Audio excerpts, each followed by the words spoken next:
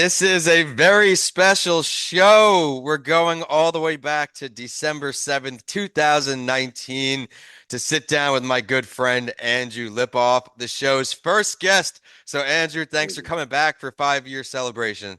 Yeah, man. Thanks for having me back. It's pretty incredible how fast time flies, right? Like I literally remember when you texted me and called me and said you wanted to put on a podcast and about entrepreneurs and really just we had a connection back in Tampa, so I thought it'd be just time to talk about some stuff and yeah, really excited to be back. Thanks for having me. Going back to then, I was in the East Northport Public Library on a Zoom call with Andrew, and we made it happen, everyone. Before we dive in, I want to thank you so much for your support over 5 years, helping grow this show to a top 2.5% global podcast. And it all happens from guests who are courageous enough to share their stories and help other entrepreneurs connect the dots in a business that has no textbook or blueprint. The show is brought to you by Coming Alive Podcast Production. Head to the link in bio to learn more about courses, services, and everything in between. Andrew, we're going to go back in time, and this guy's so accomplished. He's had so much happen since this first episode happened. But when you joined the show, you were working on growing a certain business. Let's dive into that.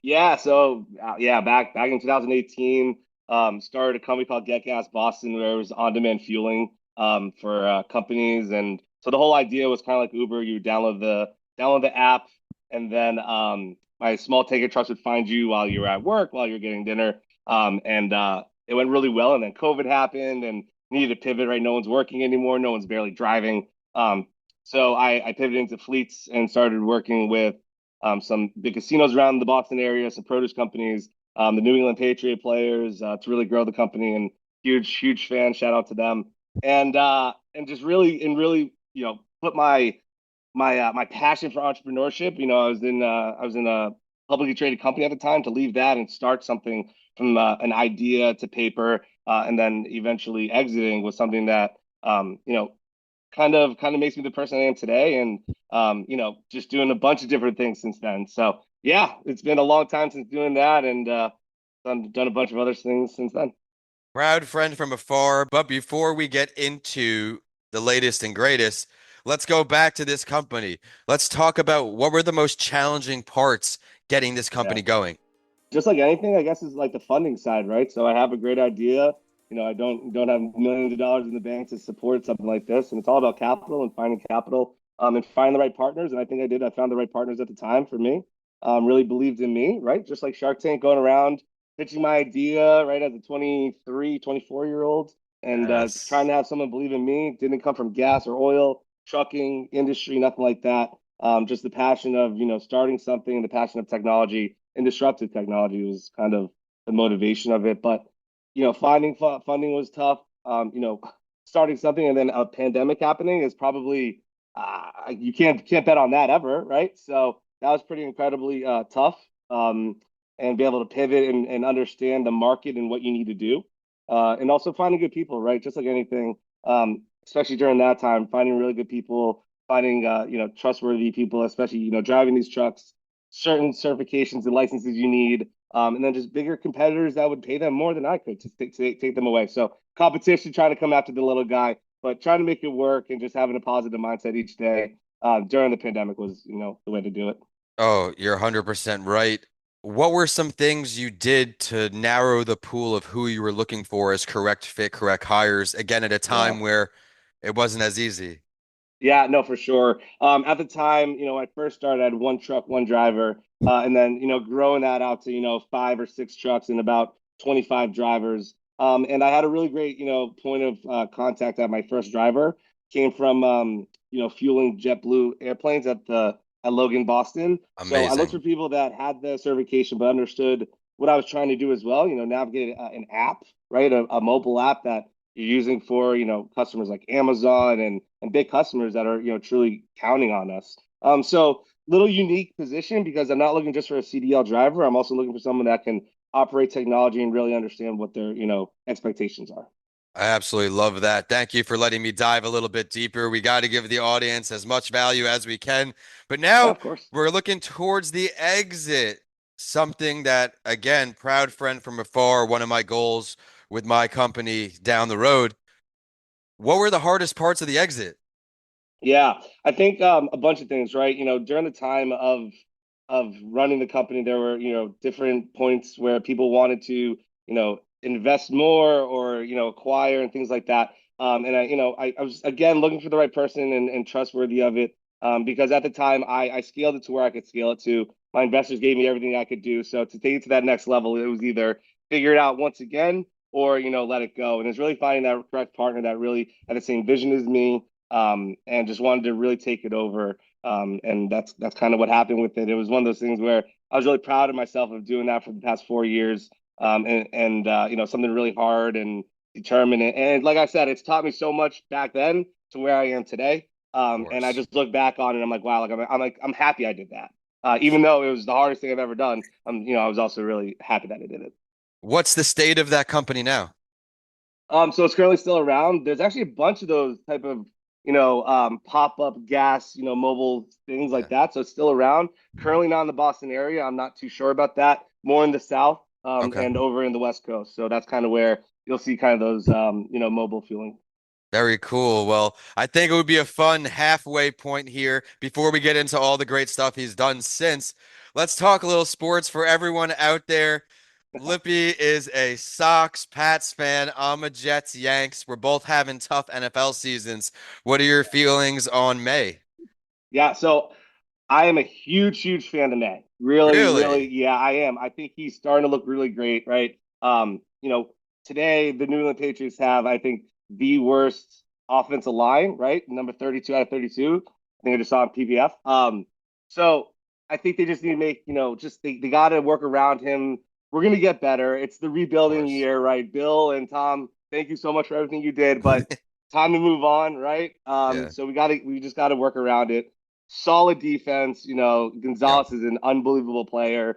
And so I think they just need to work around him a little bit more. But I like what I see so far, and just we need to start drafting better and get some good names here. And I'm excited for the future of them for sure. Oh man, you're learning what How about it's your like to be Jets? you're learning what it's like to be a Jets fan where except now, and I've said this for a long time, our off season's our best season through and through. For my 33 years alive, I think we've had two division championships. And now, even with Rodgers, all these things, we're almost further back than we were before Rodgers because not only the whatever 50 million dead cap hit, he brought in all his buddies and we did all these things. We let him basically be the LeBron of the NFL. And we thought we're Super Bowl hopefuls, even ESPN analysts. It wasn't just the Jets fans drinking the Jets Kool-Aid now. We are right where we were. But you know what? Sports are great. They're my day off. I get to watch the Jets, and unfortunately, they usually take a few years off my life. But back to business here. What was your first move after selling the company?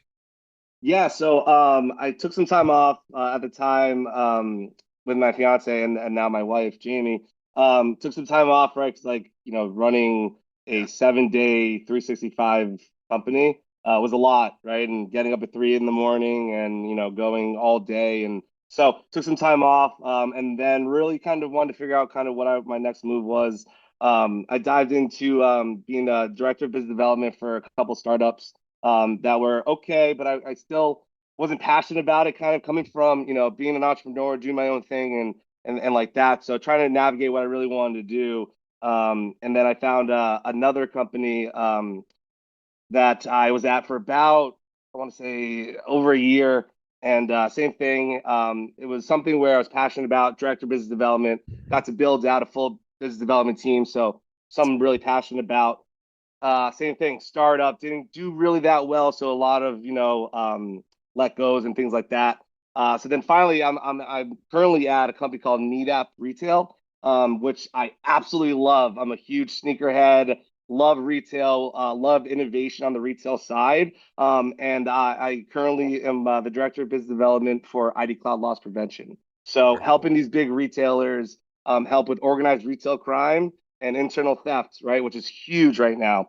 And so really, I feel like I'm really helping people, and so I'm really enjoying that right now. And I've been there for about a year, so love it I'm so far, and just really passionate about it. I'm glad that you continued to weather the storm. I never expected you to give up and you found a good fit. But yeah, on internal theft, I'm curious, and there's never really someone to speak about this with, because I'm not an expert, but Yeah, in a store like Walmart, for example, where there's just, sure. say, 30 in the mega Walmart here, 20 to Yeah. 30 self-checkouts. Internal theft, we're talking. Is the company losing money compared to just paying someone a wage to be at the register and stolen goods? Yes, that's a good question. So it depends, right? So what we focus on is more on the organized retail crime. So guys, people coming in that are the grabbing a bunch of stuff and they're running out. Today, a Oh, lot of retailers don't know what they just grabbed and don't can't replenish, so they're losing even more sales on top of that, right? So I'm giving them that data back so they can make decisions inside their retail environment, but also giving them the data and insights of, hey, you need to go replenish all those 18 items that were just stolen so you don't even lose more sales. that's So freaking that's awesome. that's more how we kind of like narrow it down, and it's all on RFID technology. So very cool technology. It's been around for a while, but it's getting a lot more buzz in, especially on the retail side. Well, again, I'm so happy that you found something that you got your smile on here, Oh all yeah, things included. If you could give some advice, since you are absolutely a successful entrepreneur, birthed and exited a company, what's a piece of advice you could give to someone getting going today? yeah. I think well today's I think today's environment compared to 5 years ago is completely different, right? Finding capital again is still it's probably even harder now than it was when I was looking. So for me, I think it's still to take that leap, right? I've always been that person to truly believe in that. And when I talk in front of, going back to, my university, talking with football teams and things like that, it's just really if you have the passion for it and you believe in yourself, you just have to make that leap, right? And you can't be scared, right? I had student loans at the time. I had a ton of stuff, right? And if it Yeah. didn't work, it was on me, but you have to believe in yourself and just do it. And I think today a lot of people still just don't want to do that. I think people rather just jump on TikTok and make a quick video and try to make money that way, right? Which is fine. That could be your thing. But if you truly believe in yourself in a business idea, jump full into it and use TikTok as a marketing example. Yeah, I know. We were a few years after the YouTube and a few years too late for the Yeah. TikTok, our ages, but Yeah. you know what? Everyone just go out there, grind. If you follow my stories, if this isn't your first episode, I've never considered social media as a main catalyst. I've done things the old-fashioned way. It's taken a little longer, but I believe in a certain not sell, sell, sell type social media approach. If you want some Yeah. inspiration on podcasting and writing, I'm your guy. But with that, we are going to thank our guest today for coming back, episode one. He came back another time too. I'll have that in the description for you to catch his whole episodeology, I guess you could say. Where can people say hello to you online?